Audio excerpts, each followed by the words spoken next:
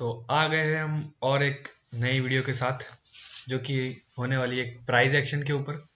Price action जो होती है वो एक बेस होता है टेक्निकल एनालिसिस का। जो चार्ट आपको स्क्रीन पे दिखते हैं वो सारी प्राइस एक्शन से ही होती है।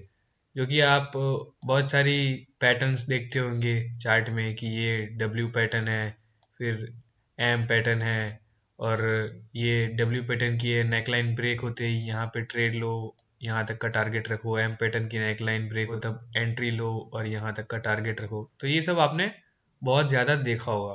फिर आपने फॉलिंग वेज वगैरह पैटर्न देखी होगी, मार्केट यहाँ से गिर रहा है, फिर यहाँ पे ये कंसोलिडेशन में चला जाएगा, और अगर मार्केट डाउन ट्रेंड में है तो यहाँ से ये ब्रेकआउट देगा और नीचे की तरफ जाएगा।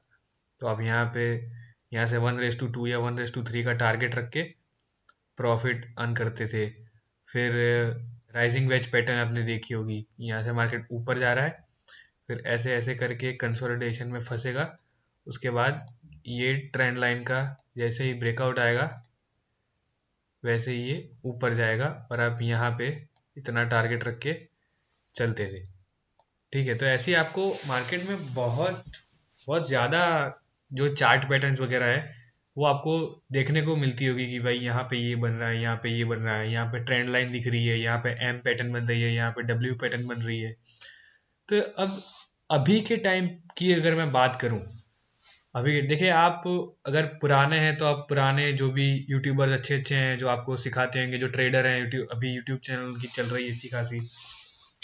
मतलब मेरा ये है कि तो अभी के टाइम पे क्या हो रहा है कि जो प्राइस एक्शन है ना वो ठीक से वर्क नहीं करती, ठीक से काम नहीं करती। इससे मेरा मतलब ये है कि आप अगर पहले के प्राइस एक्शन के हिसाब से अभी के मार्केट में ट्रेड लेने जाओगे ना तो फंस जाओगे बहुत ही बुरी तरीके से। क्योंकि ये वाली जो पैटर्न है, आप ये एम पैटर्न देखो और ये एम पैटर्न देखो, और भी एक एम पैटर्न है जो कि है ये एम पैटर्न। अब आप मेरे को ये बताओ कि ये इन तीनों में डिफरेंस क्या है।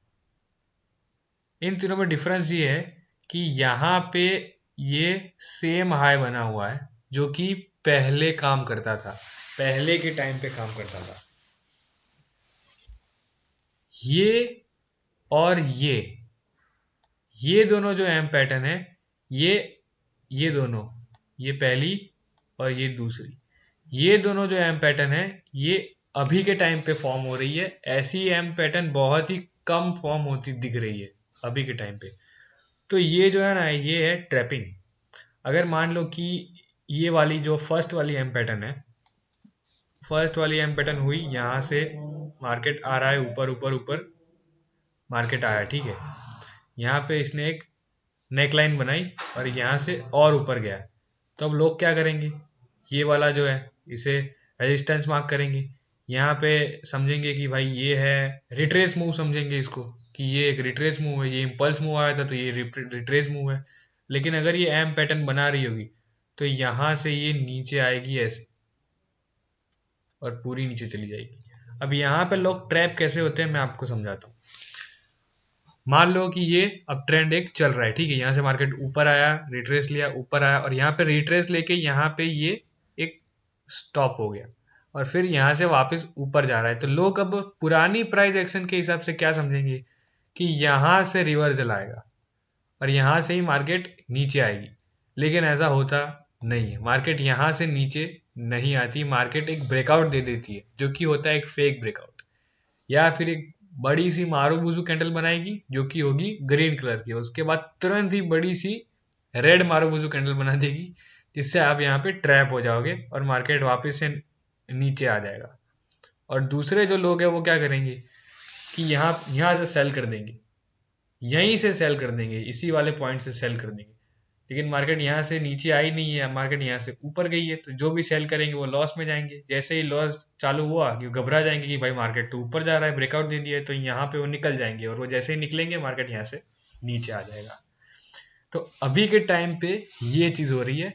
जो बड़े प्लेयर्स है वो ये नहीं चाहेंगे कि भाई रिटेलर जो है वो मार्केट में पैसा बनाए, बड़े प्लेयर्स ये कभी नहीं चाहेंगे, इसीलिए वो आपका स्टॉप लॉस जो है वो उनको पता रहता है कि वो कहाँ पे है, स्टॉप लॉस का क्लस्टर कहाँ पे है मार्केट में उनको पता होता है, इसीलिए वो आपका स्टॉप लॉस उड़ा देगा और उसके बाद अच्छा सा मूव देगा।